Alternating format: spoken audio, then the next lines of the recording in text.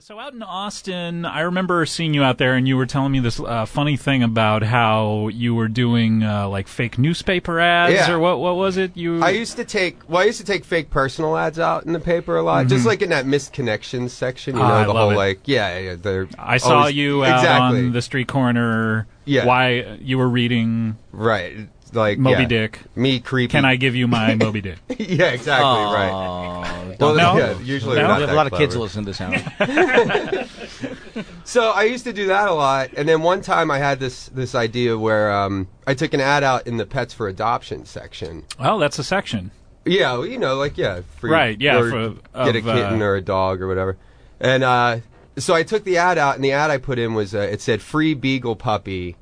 Will be put to sleep if not adopted soon. Call this number, right? And then I got this voicemail number from this like pager place. It was like $10 for a year for a voicemail. So when you called the number, the voicemail you heard was, "Hey, this is Ron. If you're calling about the puppy, I already killed it. Anybody else, leave a message." Beep. And, I thought I would get all these great angry. Like I just wanted to have a bunch of people telling me to just freaking out.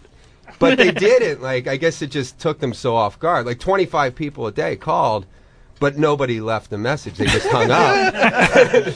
And I swear to God, they all made the same noise. They all went, like you heard audible, like, oh, God, like people losing faith in everything when they were hanging up. Like, I made a town sad for 2 weeks with one of my hoaxes. That's funny. Yeah. Feel free to talk directly into that, by the way. Oh, I'm sort of getting side mouth action out of you. Well, I kind of talk out of Yeah, no, but you're talking to me, but I like that. That's a great setup. Hello. Now, can I ask a question? Yeah. About that bit? Jerry, let's hear it. Did you do another one with the opossum? No. Okay. Opossum, I did not do a possum one.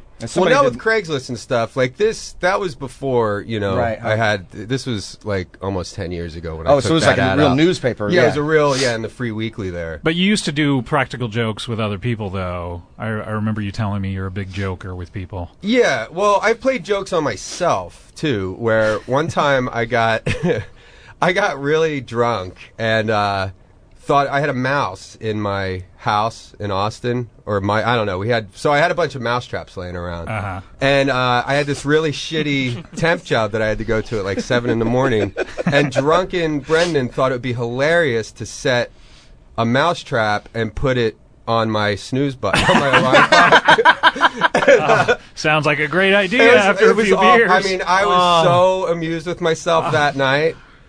Because I was doing it, I don't know. But the next morning, it's a real jarring. Did you actually hit it and it went off on your finger? Did it break your finger? No, mouse traps are nothing. It was just a mouse trap. Well, it was a glue trap. We should. Yeah, it was a glue trap. I couldn't type at the place. At my crummy job. What else is going on? I know this is a weird time in the news. A lot of celebrity deaths are Well, you guys happening. heard that Gene Hackman died today, right? What? No, I made that up too. What? That's a good social experiment, though. Everybody loses their shit when you tell them Gene Hackman died. Across the board.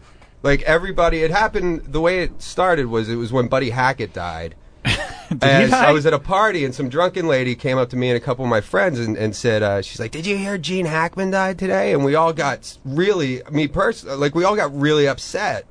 And then I figured out, I was like, oh, no, wait, Buddy Hackett died today. But then I was so amazed. I was like, why did I get so... It was like you told me, like, a relative died. Like, it really affected me. So then I just started doing it at bars. Like, I'd be talking to one of my friends, and just in the middle of the conversation, I go, "What? Gene Hackman died today?" And I swear to God, just try it. Go next time you're out, say it loud enough. Within 20 seconds, people will start approaching you and asking you about, like, where you heard it and... I mean, I guess people care about Gene Hackman, huh? They really do. I mean, the French Connection? What if his daughter was in the audience of a comedy club and you was to do a joke like that?